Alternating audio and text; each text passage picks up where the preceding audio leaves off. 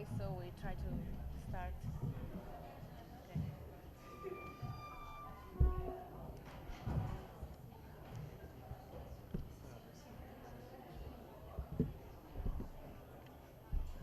Okay. Okay, please, could you have a seat? Okay. So we can start.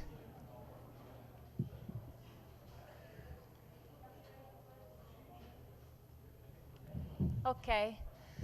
So welcome back.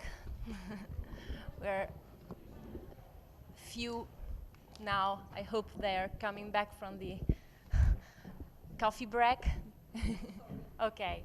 We have to start because we are a little bit running out of time. So um, I am Silvia De Mozzi. I'm a researcher here at the Department of Education. I am a researcher in pedagogy.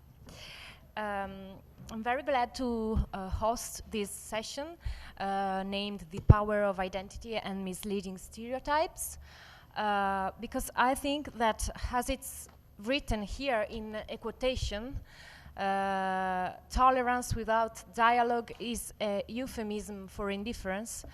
I think that this session is an occasion for starting the dialogue between European cultures and the Russian culture.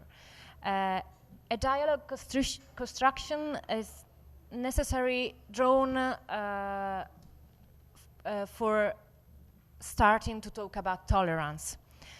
We all know that stereotypes and prejudice cannot be beaten without knowledge of each other and without mutual listening. So this session could be a first step to call into question some of those concepts like Russian identity or Russian culture that other way we risk to take for granted in our discourse. So I don't want to use more time, but I have to say a few words to introduce the speakers. The first speech will be by Federico Zannoni, who has a PhD in pedagogy and is a research assistant here at the Department of Education. And I think that we have to say that is also has a very important role in the Allmeet project, because without Federico and his ability of linking with other countries and our people, and the Allmeet project wouldn't have been possible. So thank you, Federico, for this. So the speech of Federico, it's an interesting speech to better know Russia and the Russian people, trying to going beyond what are our few notions about Russia. That's like Moscow, St. Petersburg, and Putin. So we try to go beyond all these few notions. Federico will speak about portraits of Russia in Western collective imagery. So I give you the word.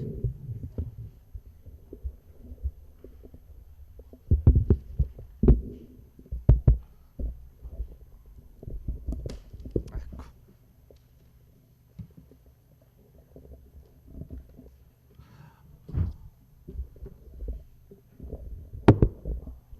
Okay. Good morning. I want to start my presentation showing you a photo. I think all my Russian friends know these places, Domodyedovo Airport, and also the people from Europe that are used to visit Russia know very well. Domodyedovo might be the first gate to discover Russia. But I suppose most of the Italian people that are here haven't never been to Russia. So their image of Russia is made by representation, by not direct information kept from newspapers, mass media, internet, and movie. So after in the afternoon, also in the following following speakers will speak a lot about Russia, real Russia, multiculturalism in Russia. Now, to begin, I want to present represent some ideas that we as Western people have about Russia. I will use a lot of pictures to help the presentation. The first series of photos are about famous movie. This is the poster of the first James Bond movie from 1962. It's called Dr. No. There are 24 movies of James Bond. And in this movie, there are a lot of Russian characters. These Russian characters have the same characteristics. The women are glacial with they are women with glacial beauty and frozen earth, ugly and wicked men and women, powerful megalomaniacs, and sometimes valiant friends. All these characters are characterized by eccentricity, irreverence, and diversity. They are different from Western heroes that are beautiful, good, and honest. So let's see some of the women in the James Bond movie. Rosa Klebb is very, the leader of SMERSH. She's very weak woman, and she wears very dangerous shoes that can kill you. Tatiana Romanova, at the beginning, wanted to kill James Bond. At the end, she was seduced by James Bond. The same stories with Anya Amazova. Natalia Simonova was a cooperator with James Bond, and of course seduced by our hero.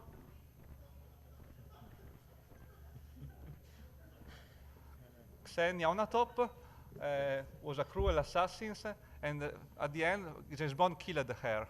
So different destiny for her. All these beautiful Russian women are performed by Daniela Bianchi, Italian actress, Barbara Bach from USA, Isabella Skorupko from Poland, and Famke Janssen from the Netherlands. So so some foreign women are the real ambassador of Russian beauty in the James Bond movie. Now let's see some men. Arkady Omurov, he assaults and destroys a satellite control center. At the end, he will be killed by James Bond. The very mafioso Valentin Zhukovsky. General Orlov, communist fundamentalist. He wants to launch an atomic bomb in Western Germany, but James Bond stops him.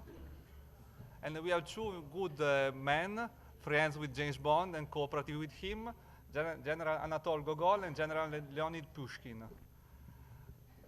Anatol Gogol and Leonid Pushkin are positive characters. Their names remind and celebrate pre-communist important writers, and with them, their admirable, huge pre-Soviet Russia.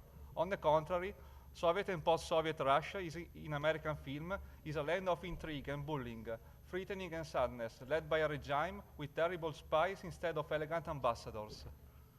Now we see other Russian very famous characters. In Dr. Zhivago, Dr. Zhivago is Omar Sharif from Egypt, and Lisa is performed by Julie Christ from India. Greta Garbo was Ninochka and Anna Karenina. Robin Williams was the main character of Moscow on the Hudson, and of course he is American. This is a very important character.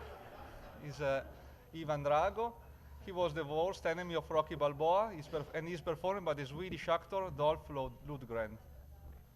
Ivan Drago has all the features that the American propaganda attributed to the Russian enemy during the Cold War. He's glacial in the look, he has lack of feelings, he's inexpressive, strong and cruel. He speaks with an English-Russian, and in Italian version, Italian-Russian, inflection that is absolutely unreal, but it has a big influence on the stereotypes linked to the Russian language. When I was a child, to play the Russian language, the children used to say, "Ti spiezzo in due," like the movie character. But of course, at the end, the Italo-American Rocky Balboa defeats Ivan Drago. Later, we skip into the literature. This writer, this intellectual in the picture is Richard Kapuscinski. He was a very important intellectual and travelers, and he focuses his reflection on the importance of diversity, the wonder in the encounter with the other, the communion with the whole world, solidarity, and he wrote a book called The Other. So the openness to the other is a key point in his philosophy. But in the considering Russian people, in one of his last book, we can find a lack of brotherhood and openness to the Russian population. He wrote something very strong, such, for example, the Russian steppes are menacing and destructive. Russia has always been characterized by the aggressive imperialism. Dozens of generations of Russians of all social classes have sacrificed life, happiness, and well-being for the sole purpose of participating in the construction of an immense empire. Again, the Russia doesn't know half measures. He loves or he hates. He lacks the current and creative critical spirit that characterizes the mentality of Western men. For a Russian, things are so perfect that there is nothing to change, or so desperate that there is nothing to do. Here I have some example. Chagall, Kandinsky, I think they are enough creative. Also important Russian, just to contrast the word of Kapuscinski. Pushkin's are important, Zenskin's are important Russian writers, Russian musician, Zemfira, DDT, Igor Stravinsky. Going back to Kapuscinski, the Russian man is fatalistic, masochistic, suffering, pessimistic, unable to rise up and build his own destiny. The Russian crowd is silent, still for hours, for days, for nights in the middle of the ice and snow, without saying a word, like a stone, like a rock. The Pussy Riot, I think, are not so silent. The Russian man toils from morning to night, in perpetual search for something to buy. He is mortally tired, barely stands up. Probably this keeps the crowd in the state of submission. The only tool available to a hydraulic in Moscow is a hammer. The construction workers knead the cement by hand. They do not even have the trowel. The interpersonal relationships are characterized by mutual distrust, fear, aggressiveness, and rudeness. Russian civilization has fallen into a black, bottomless hole. Kapuscinski wrote these sentences 7 years ago, not so many times ago. What can be the possible reason for such hostile beliefs? He grew up in Poland under the pro-Soviet regime and supported the revolution of Solidarność. In his opinions, maybe here is the key point of his attitude, Russian people have passed into the consciousness a sense of victimhood, regret, and especially in young people, oblivion for the Stalinist past. But they have never admitted responsibilities. Now we skip to common people. I did a small experiment. I asked to 30 people, 25, 45 years old. All of them have a degree, are graduated, and all of them works. I asked them to write a small text about what do they think when they hear about Russia and Russians. One small category of them are the really hate Russia. For example, N, he's 27, he has a master's degree in intercultural education. She says, the Russians do not consider civil rights. Freedom of expression is reduced to a minimum. They are homophobic and intolerant. On holiday, they spend a lot of money and are a bit arrogant. They mistreat people. They are cold and distant. They drink a lot. A friend who has been there told me that in Russia no one speaks English. Another, F is 46, is a philosopher in the University of Pavia.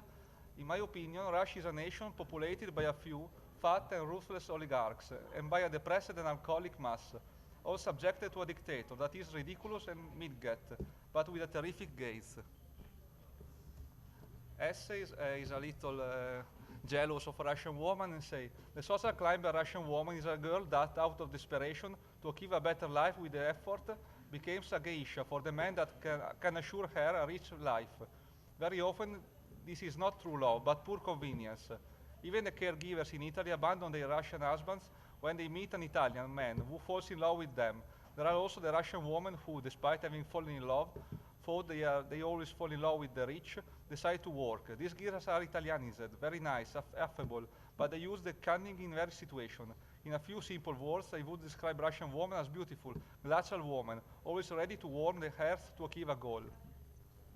Some other negative elements are the opposition of Russia to the United States, corruption, big disparity. There are a few oligarchs again without adversus millions of poor people, political crime, and Putin.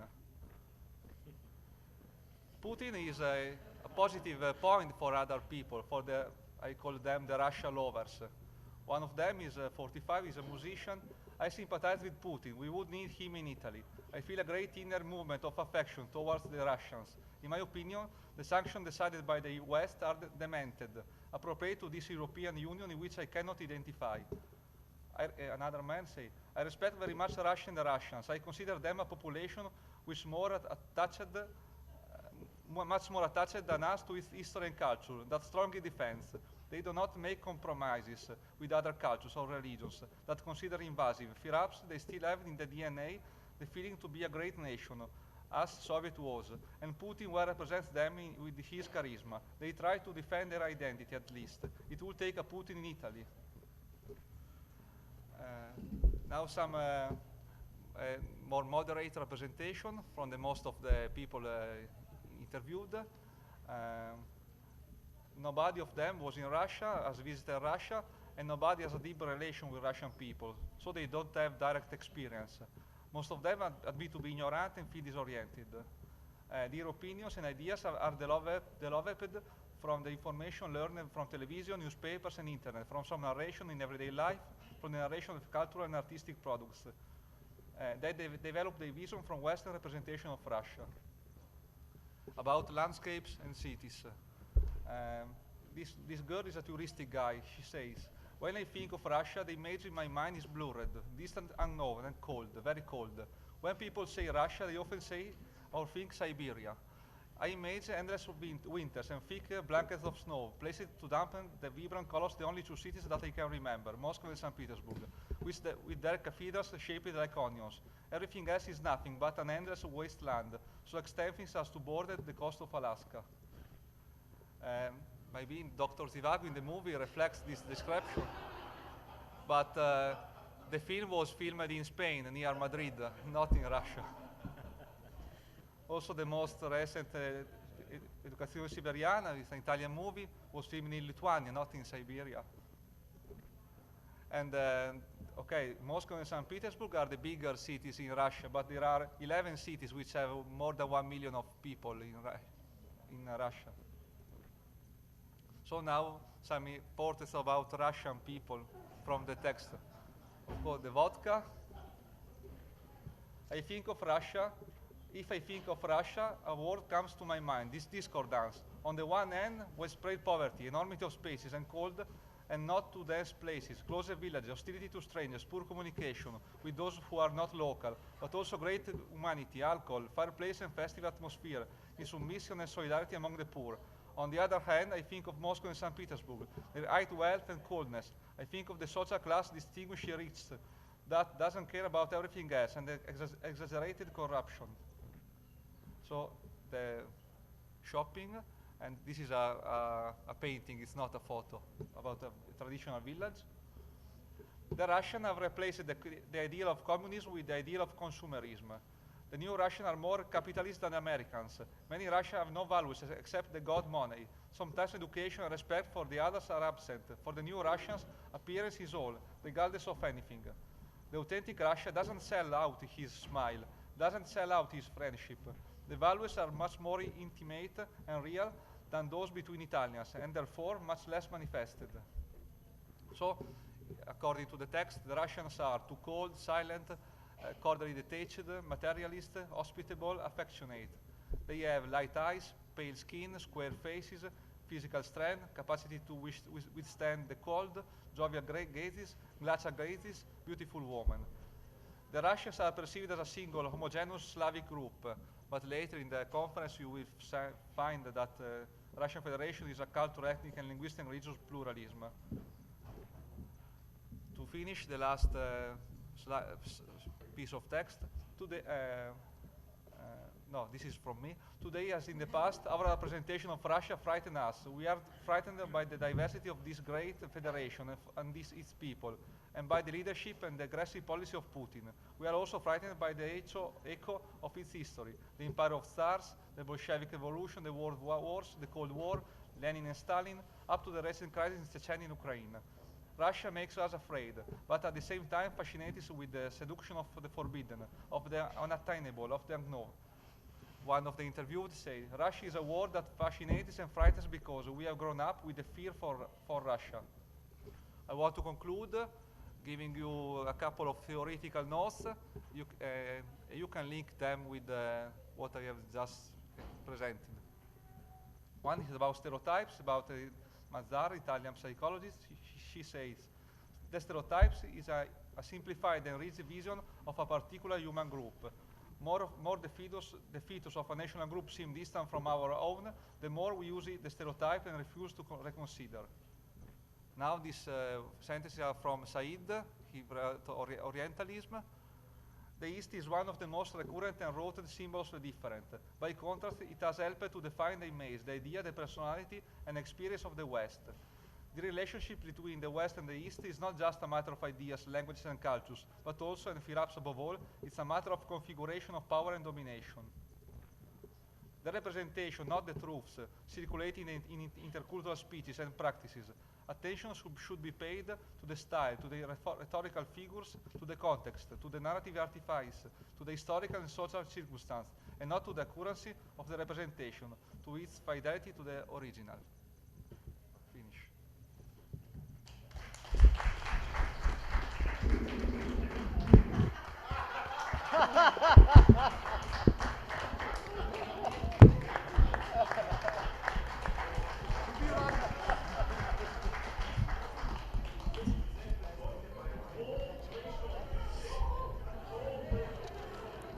Okay.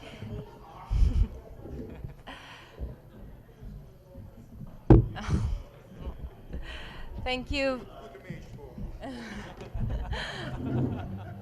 Thank you for the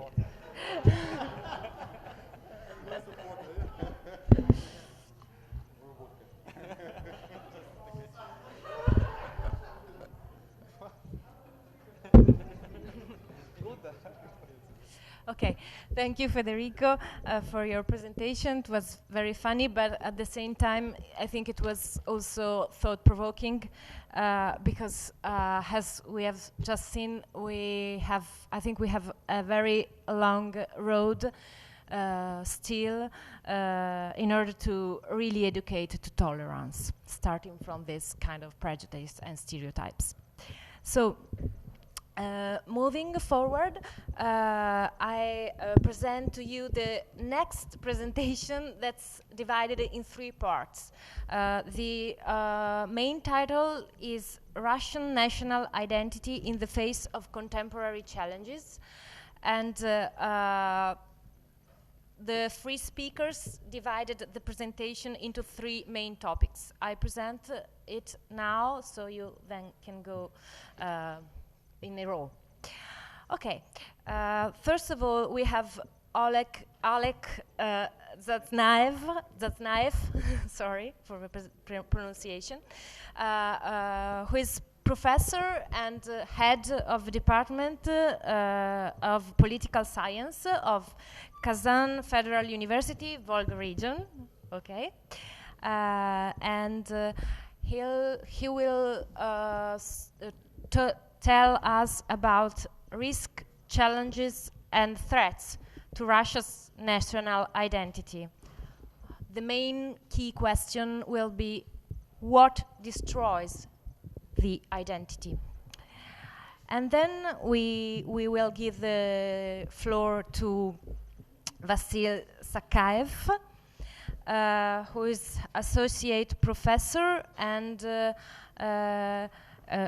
in the Department of Political Science, and he is the dean of the campus in a separated branch in Chelny. And he will talk about the Russian national identity, the impact of demography and migration. And last but not least, we will give the floor to Eldar Aetinov, okay, who is associate professor at the Department of Political Science, always of Kazan Federal University. And he will talk about Crimea, the identity as a political factor. So, I give you the word, Oleg Zaznaev. Thank you, Sylvia. Good morning. It's not easy to talk after bright presentation of my colleague Federica, but because my presentation is serious, not so funny, but I'll try. First of all, I'd like to thank the University of Bologna and the organizers of this conference for this interesting meeting. And I will speak about risks, challenges, and threats to Russian national identity. And I'd like to ask the main question: what destroys identity? First of all, I would like to give you some introductory remarks. Oops, sorry. First one is the following. What is identity? Identity implies a sense of belonging to a certain unified group. National identity is an individual's perception that he or she belongs to a state and identifies with a particular nation. Thus, it is necessary to delimit national identity in terms of ethnicity. Ethnic identity refers to an individual's identification with a particular group. And when we're discussing Russia's nation building, state and policies in Russia, Российский is the preferred term to use for the Russian Federation, since Russia has historically been a multi-ethnic state. However, when discussing Russia's cultures, language, and tradition, it is better to use Русский, which means ethnic Russian. The next point is, when we talk about identity, we should not discuss it categorically. A sense of cohesion of the people within a state can either be strong or weak, but it is rarely absent altogether. National identity is not found in failed states like Somalia or newly emerging countries like South Sudan, as exemplified by the well-known statement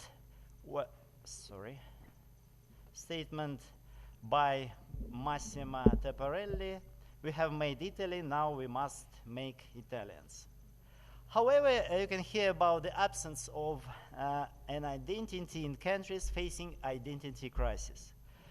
For example, Canadians like to say that they do not have a national identity, and many believe that Russia has not developed a national identity. But I think this is not true. Canadians and Russians do have their own national identities. The next point, I think a Russian national identity exists, and there is no need to start from scratch, as indicated by Levada's and polls. Look at this slide, please. You can see that 57% of respondents said that we are citizens of the Russian Federation. And the next slide shows us that more than 80% of respondents said that they consider yourself as a Russian patriot. You can see yes, absolutely 37%, and yes, somewhat 44%. And only 2% of respondents said that they don't consider yourself a Russian patriot. I am proud to belong to the following groups. You can see that 63% of respondents said that we are citizens of the Russian Federation and proud to belong to this group. And these figures say very well that the Russian national identity exists. What destroys identity? National identity can be weakened or destroyed as a result of a number of factors. These factors undermine the foundations of identity, political or non-political foundations. And I would like to present these factors and that lead to the weakening, distraction, and collapse of Russian national identity. I specify two groups of factors, structural and procedural. Structural factors. First of all, we have to say about the size of Russian territory and the distance from Moscow and the lost connection between the homeland and the Far East, Siberia, and the North. Then we, for example, we have to say about the multi-ethnic and multi-religious composition of the population of Russia. And as you can see from this slide, you can see different religion groups and the people who identify yourself as them. The next factor is regional differences and regional identity. You can see from this slide that 53% of respondents say that they proud to belong to be residents of a region or territory. After, you can see after the position, the citizens of the Russian Federation, ethnic group, and residents of particular city, men and women. Next factor is the weakness of state institutions, I think very important. Confidence in political institutions contributes to a feeling of connection with the country, as indicated by the Levada Center polls. And this is the result of different polls, and you can see the results of questions. On the whole, do you approve or disapprove of the performance of the State Duma of Russian Federation? And it's very interesting that about 2/3 of respondents said that they disapprove of the activities of State Duma of the Russian Federation. And the next question, do you trust the law enforcement agencies, police, prosecutors, or on the contrary, fear them? And you can see that only 5% of respondents said that definitely trust, and more than 60% probably fear and probably fear and definitely fear. The polls found that Russian citizens had low confidence in national institutions and high confidence in their leaders, for example, Putin phenomenon. And if there is no authoritative leader, state institutions become weaker. The next group factors are procedural factors. And first of all, I have to say about the influx of migrants into the country, and my colleague Vasily Sakaev will speak about this. Next factor, very important, the increasing of ethnic and religious intolerance and xenophobia in Russia, and results of Levada Center polls show us very interesting. Do you support or not support the following slogans?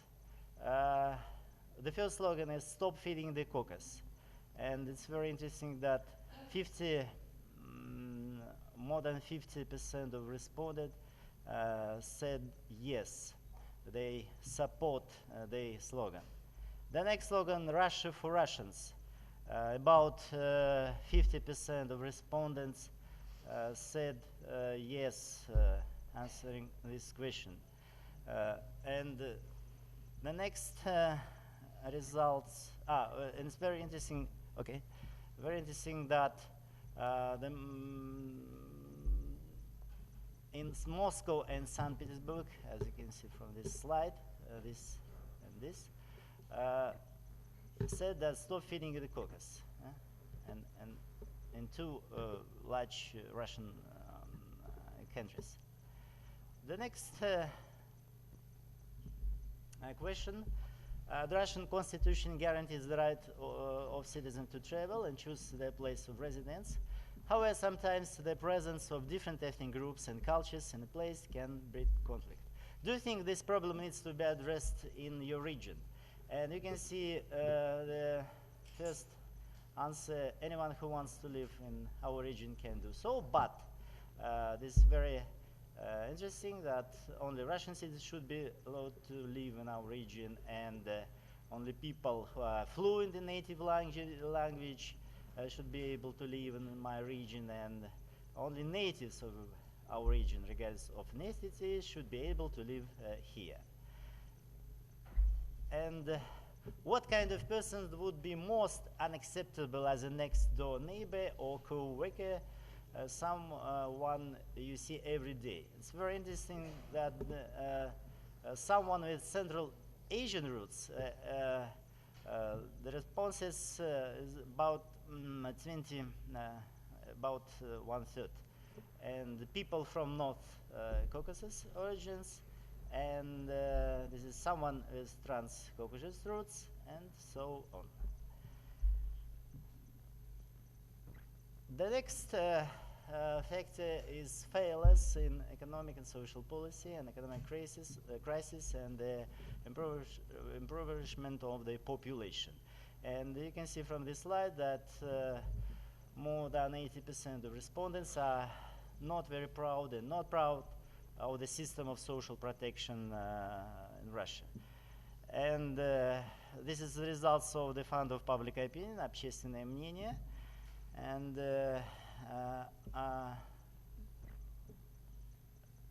next factor, failures in the international arena, which alienate people from the state. Positive results from foreign policies, Crimea joining Russia, can significantly affect the identities of citizens and states. The political slogan "Crimea is ours" is very popular currently, and the results of the Levada Center polls were, you can see on this slide. Do you support Crimea joining Russia? You can see in March this year, definitely yes, more than 50%. And this question in general, do you think that Crimea's joining brought more benefits or more harm to Russia? You can see the results of this poll in March 2015. More benefits, 70% of respondents, and more harm, only 18%. And the last factor, procedural factor, is weakening of the traditional bases of national identity, like Russian literature, poetry, art, due to globalization and the spread of the values of mass culture. But I think this factor is not specific for Russia only. And some concluding remarks. Identity policy is a state policy for forming, rooting, and correcting national identity. In my opinion, an important component of identity policy should be a resistance to threats to national identity.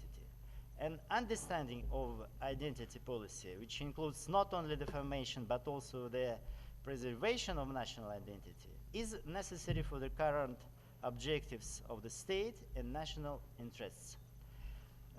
I proceed from the fact that the awareness of risks, challenges, and threats to Russian national identity leads to understanding of the need to counter them and to the development of a system of state and public measures to strengthen Russian national identity. Thank you very much. You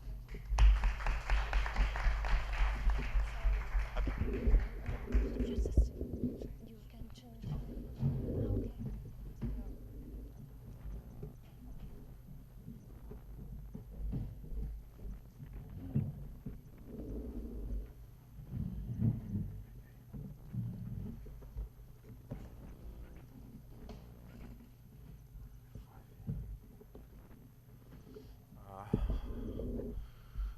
Good afternoon.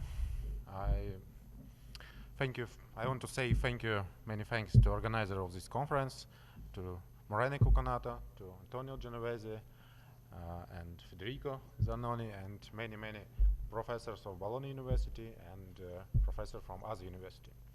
And thank you for Oleg Zaznaev, who explains the general image of problem of Russian national identity.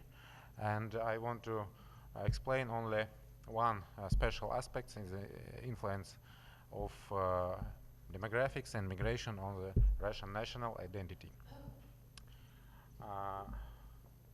The first one, general introduction. What is the Russian demography now? You know that we have a very strong term named Russian cross, mortality cross. When we have last time we have a decline of fertility and increasing strong growth of mortality. It was named Russian cross. Now we have a new trend. Last 2 years we have a positive demographical result, but it is not permanent trend because it is influence of age structure, and next time age structure will be not so comfortable for demographical result because new generations is less than previous generation. So decline will continue in future. The next one is the aging of population. The next time we lost 10 millions or 12 millions of people in aging, in working age.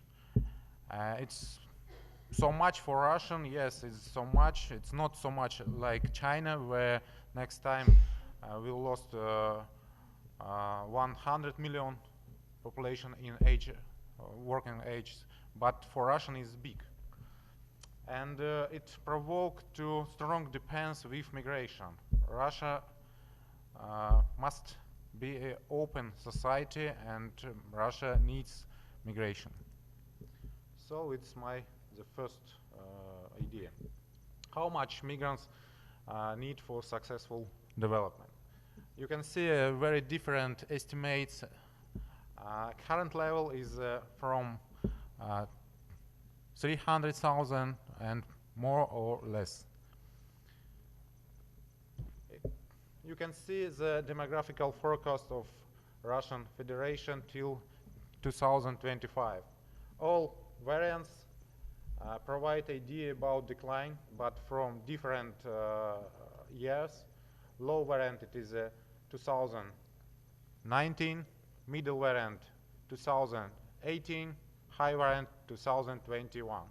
But decline will be. And the next idea, it is a strong depends with migrants. All variant consider the high level of migration, 2,000, 200,000 or 400,000 and more. It is high level of migration or not. If we compare with USA, US or Great Britain, is the same level. We have a country with more high level like Australia or Belgium maybe, but for Russian is a high level, I think. What kind of consequences for Russian national identity provides the demographics and migration? The first one is Russian in global demography and global policy. In the middle of 20th century, Russia was fourth populous country, most populous country in the world. It was a center of global demography and center of global policy. But now Russia have only 8th place. And the 21st century we will be behind this, behind many countries like Nigeria, Ethiopia, Philippines, Egypt, Mexico, and other. So it provides idea about demographical decline, and demographical decline means the decline of global policy force. And the main question is Russia still great power of global policy or not? Great power need dynamical society, growing society or not, or is not strong depends. The next consequences is some demographical and migration processes. The population, the region Far East and Siberia. You can see a map. The most part of Russia, it is Siberia and Far East. Green and gray color. But if we consider the population, we can see that Siberia is only 19.3 million people. Far East is only 6.3 million people. And we had and we have now the strong depopulation in this region. If we compare the result of the population in Russia generally, it is 1.6% during period from 2002 to 2010. In Far East it is 6%, in Siberia is 4%. In generally during last 20 years, Siberia lost 7.5% of population, Far East 19%. It is a big person. Yes, the next is Western Drift. It is a very special Russian process, because last time in 18th century, 19th century, we had Eastern Drift. Our population to move to East, Far East, Siberia, and Alaska, and China, Korea. But now we have opposite process. The population move to eastern part, western part of Russia, to Moscow, to central area, to Kaliningrad, and other. So is provide feeds of separation of this territory in future. And the conception of state migration policy of Russian Federation to consider these feeds and expect to stop the population and Western Drift in future. Okay. What kind of consequences it will have for Russian national identity? You know what is the symbol of Russia? Dual head eagle, double head eagle. It means that Russia not only European country but Asian country at some time. And if we lost eastern territory, we lost one head of Russia national identity. And the second one is the Eurasian doctrine. You know, Eurasian is a very popular doctrine in Russian for Russian political elites. It is idea that we have a special continent, not geographical continent, but political continent, Eurasia. It's the same Russia Empire in last time or Soviet Union last time. But without Asian territory is not possible. So it strong defeats for Russian national identity. The next one is the transformation of ethnic structure. Morena said about ethnic demographical balance. It is very a strong process because we have a strong migration flows from Central Asia country, from Caucasus country, and we have a new groups of new ethnic groups who not origins for Russian, but it's a big community now, big enclaves, and not only generally in Russia, but in special region. For example, Armenians is the second biggest group in Northern Caucasus, for example, and the last year we have demographical results with migration influence, and the main flows from Central Asia country and Caucasian country. So it trend is continuing. The most attractive region is Moscow, St. Petersburg, Moscow, Tyumen, Samara, and Volgograd regions, and Krasnodar, Stavropol territories, Ural, Siberia for Central Asia migrants, and Tatarstan, Bashkortostan for Central Asian migrants too.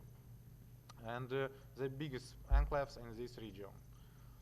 The next one, it is the decline, the population of ethnic Russians. Alex said about ethnic Russians as a special category, but it is category is basis for Russian national identity. And when Russian population is decreasing, it is feeds for Russian national identity. We lost 4 million of ethnic Russians during last 10 years. And this process will continue in future, unfortunately. And Russian became in 21st century not absolutely majority, but relative majority. And it provides a strong transformation of Russian national identity. Russian became not ethnic Russian country, but Russians as a multicultural country.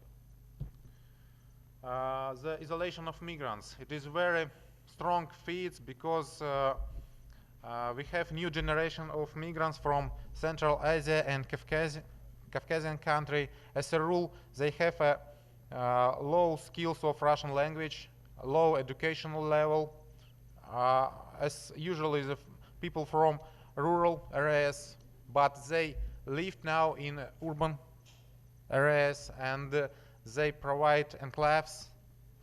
We have a problem of formation of enclaves with own rules, own requirements, own institutional, and if they will be in isolation, it will be big feeds for Russian national identity, because it will be big person in future, 20 or 30 person, and if they cannot to be Russian, it will be big problem. Confessional structure, the growth of Muslim population in Russia. We have different estimates, very different estimates, but I support the estimate of Professor Bill Krenitsky. He is very famous Russian researcher, and he said about in growth of Russian Muslims from 8% to 10%, and this trend will be in future, because the most demographical result from Central Asian country, from Muslim countries. So it will be new confessional structure of Russia, and it will have a special political, internal, external political factor in future. And we have now a process to integration and cooperation Russian with Muslim countries, Turkey, Iran, and Egypt, and other countries. Okay. And mass migration provoke growth of negative attitude towards migrants. It is big feats because it is a process of ethnization ethnic Russians. If it will be future, it will destroy the Russian national identity, because Russia in future will be multicultural and multi-religion and multi-ethnic, multi-languageal group country. And if Russians, ethnic Russians, provide idea about Russia for Russians only, it will mean to final of Russian national identity, because minorities cannot to be ethnic Russians. Okay, and the conclusions, we can. I want to see. I want to say that it is a big problem, and it is a strong impact of demographics, immigration, on Russian national identity. But we cannot to change this process. Migration and demographics is not depend of government policy, not strong depend. And but we must to understand, rethink, and forecast these consequences. And understanding this, the fees of this problem. Antonio Genovese said about intercultural bridge between community. It is very, very important idea for Russia. It's my idea. Thank you very much.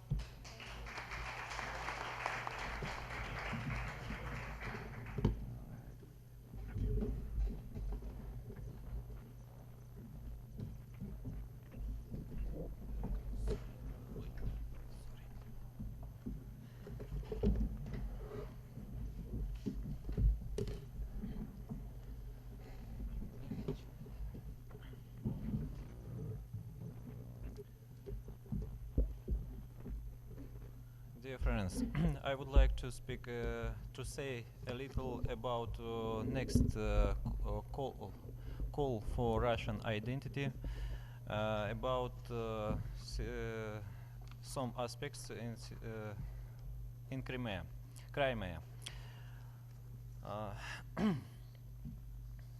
We can now we can see two different groups to approach to the relationship between identity and a state. First approach speaks about priority as a state of a state. Other groups of scientific approaches say about priority of identity.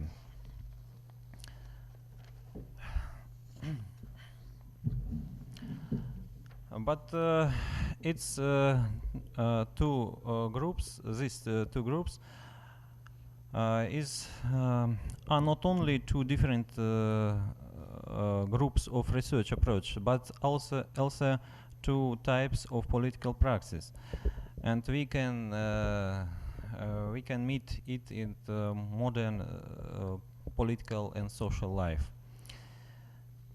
Crimea always had an expressed our identity, which stemmed primarily from the specificity of its ethnical, cultural, political, and geographical situation. Strong regional identity has played and continues to play a role in the political process in Crimea during last time.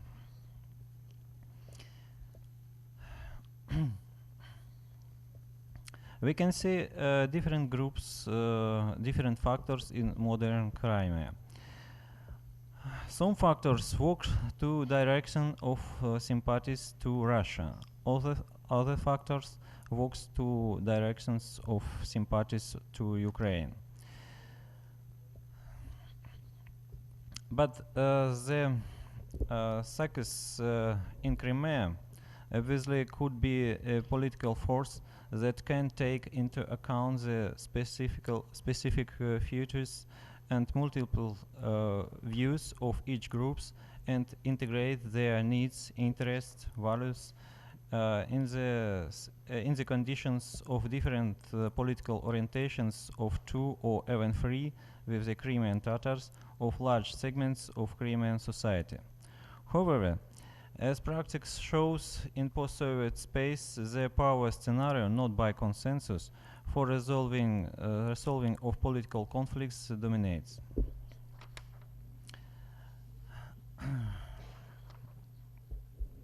Currently, we can meet different identities in Crimea in different combinations.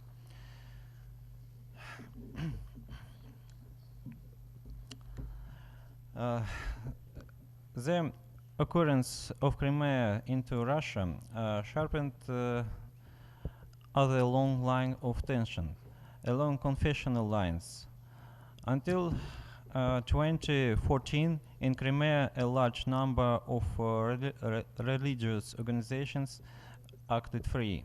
Jewish, Catholic, few dozen Muslim organizations, the Ukrainian Orthodox Church of Kiev Patriarchate and the Russian Orthodox Church of Moscow Patriarchate competed for influence in the Orthodox flocks. Also, many religious organizations operated without official registration. The legislation of Ukraine allows so. Political events of previous year contributed to strengthening the position of Russian Orthodox Church in this peninsula. The media reported that other confessions and their leaders who are not related to the Moscow Patriarchate subjected pressure, ill-treated, and to violence.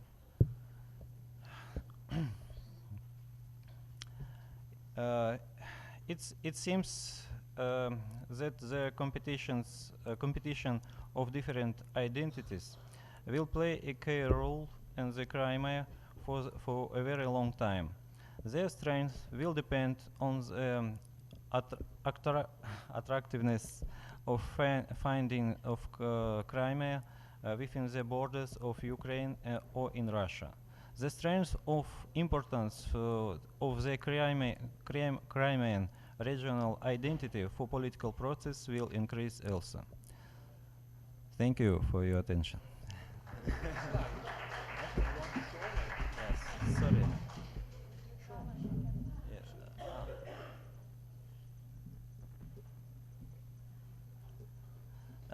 Now I will show some images. Sorry, I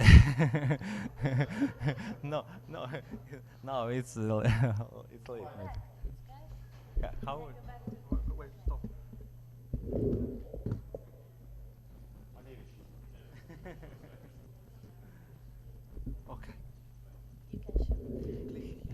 Okay. Okay. Here you can see pro-Russian inhabitants of Crimea on the celebratory meeting in 2014. Yes, okay. The slogan "Thanks for our Crimea" on the background of Russian flag colors in Crimea. The Crimean Tatar men with the slogan "Crimea is Ukraine" in Ukrainian language on the Ukrainian flag.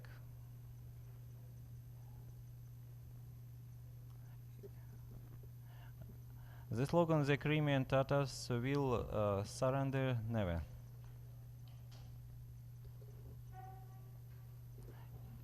Here is symbol of Crimean Tatars. Soviet symbol among Russian flags in Crimea. Here is Soviet symbol.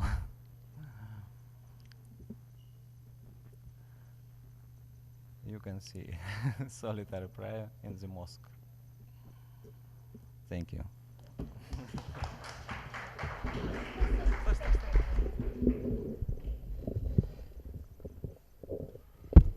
Okay, so we can thank our speakers for this interesting presentation that gave, of course, to us important elements to better understand Russian cultures and Russian people. And of course, we can say that the complexity of this country and of Russian people can't be reduced only to those starting categories we have seen with the Federico presentation.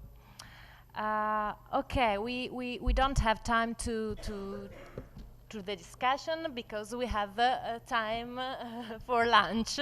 So, which time do you have to meet again? At 2 o'clock. So, okay, and the lunch. Okay. Thank you very much. Thank you for our speaker.